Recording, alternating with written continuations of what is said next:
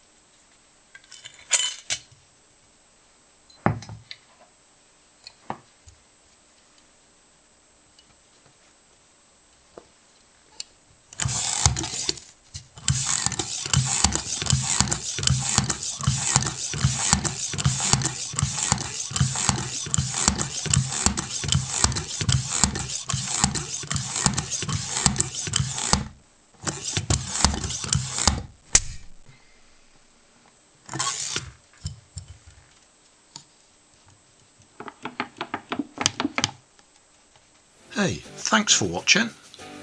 There's plenty of videos on my main channel with more added daily, so don't forget to subscribe and enable the notifications to keep you up to date with my new releases. My second channel, Grandad's Other Channel, is where I put the longer videos with more detail. Then there's my Facebook page, and you can follow me on Twitter. You can help keep my channel running by donating $1 on Patreon to buy me coffee.